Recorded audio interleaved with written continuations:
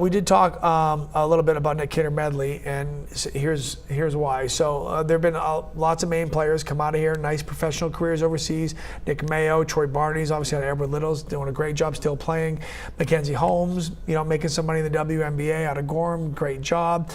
But one person that has helped the next generation with his success was Nik Caner-Medley, long pro career, and he couldn't really be a bigger fan, if possible, of Cooper Flagg and Maine basketball. Also, by the way, very important to mention, a fellow Deering Rams alum.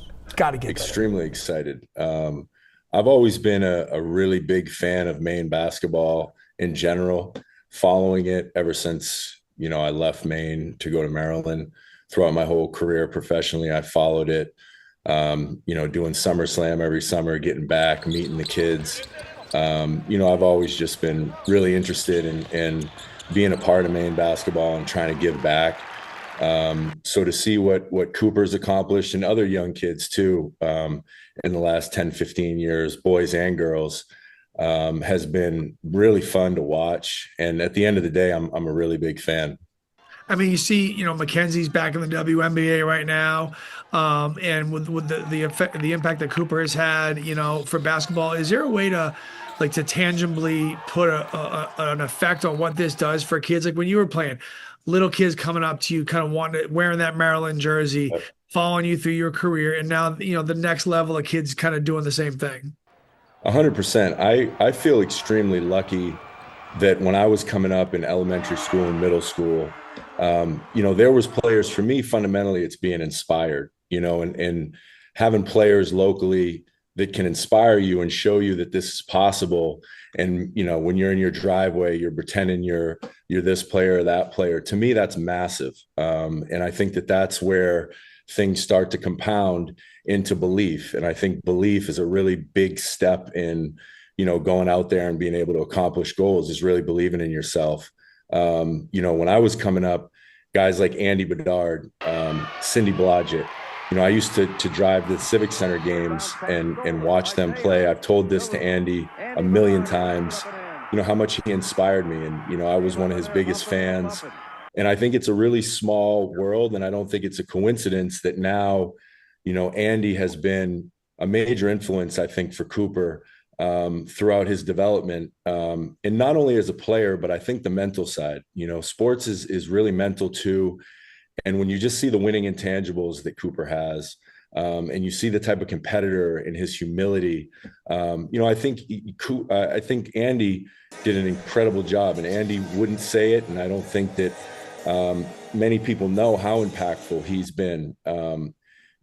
He's a guy that was really inspiring to me, and I think now, with somebody like Mackenzie and somebody like Cooper, it's young players from Maine watching them and seeing like, wow, I can do that. If there's another player from Maine that's in the WNBA or in the NBA, I can do that. And that's the most exciting part to me, because I think that inspiration and belief is extremely powerful. And for those who aren't old enough to remember, Andy, a tremendous player at Mountain Valley, great career at Boston College, went to Maine for a little bit too. And that kid, when he crossed half court, you had to put a hand in his jersey because he could shoot. Incredible. Yeah, he could shoot. You're right. Coach the AAU team that Cooper and his brother Ace were both on, and obviously did such great things with.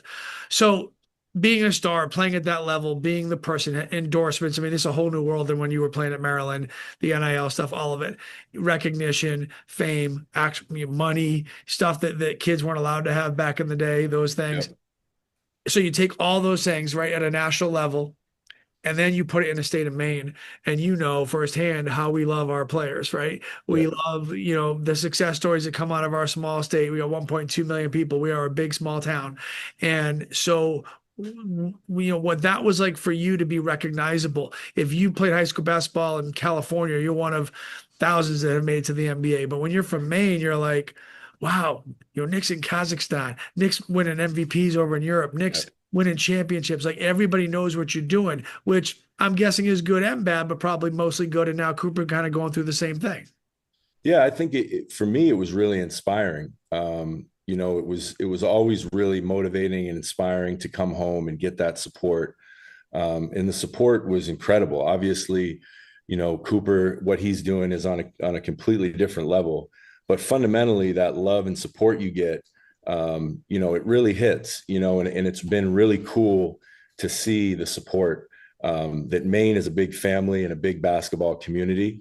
I think it's a really unique opportunity, and from the outside looking in, seeing the way Mackenzie and seeing the way Cooper have represented the state, and really embraced that and really had that be, an inspiring part and wanting to come back and give back. I think they've both done an incredible job of managing all the things that have been on their plate, but then maintaining that humility and maintaining those touch points back in Maine. I think it's incredible. I think it's such a fun opportunity that both of those players have, and being from great families, the humility that they have around them, to stay grounded.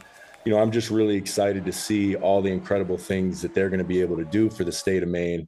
And I have absolutely no doubt in my mind, which is one of the most exciting parts. I have no doubt in my mind that they're going to really represent the state of Maine and always come back to the state of Maine and have a presence in the state of Maine and really take advantage of the opportunity to inspire the next generation of players, because I've always thought that there was going to be NBA players from Maine. And this is just another step where, is there going to be another Cooper Flagg or a Mackenzie Holmes? Maybe not. But I do think that there's to that level, right? Potentially the number one pick in the draft. Maybe not, but I do think that there's going to be another NBA player, another WNBA player. And I think that there's a lot of kids right now in Maine in their driveways envisioning that. And I think it goes a long way when you have those examples, and really, really good examples too, to sort of drive that inspiration in those goals. Well, not to get sappy on you, but I have always been proud. I've known you since you were a kid, of what you Appreciate that. and the way you represented yourself. From Deering to Maryland to all the different countries you played in. And I'm always so happy to see the press clippings. Again, I'd get up at 2 a.m. and watch you online, and check out the stream. So I was always proud of what you did and how you represented our state.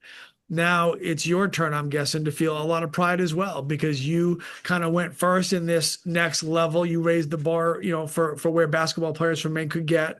And now that bar is going to go even higher, and that must make you proud also. I appreciate the support, always. And, I have a great group of people in Maine that have been extremely supportive and motivated me throughout the career. And I appreciate you for that. And at this point, I'm a huge fan, and that's the funnest part for me, having a 5-year-old daughter, having players that I feel great to have my daughter look up to, a Cooper Flagg or a Mackenzie Holmes, because they're truly great role models. They're great human beings. They're about all the right things. They're extremely hard workers. So for me, I'm extremely prideful of Maine basketball. And at the end of the day, I'm just going to be their biggest fan huge fan. I mean, kind of the passing of the torch, as Maine goes from, up until now, our best basketball player to what's about to be next. So pretty cool. It's fun to watch. I love catching up with Nick, and I love 40-something-year-old Nick too. Like, I've known Nick since he was a kid. And see, when you're a kid, you're like, really? And then him an adult, now he's a dad, and you're like, okay, now you can see that growth process. So we all went through it. That's right. Well, not me.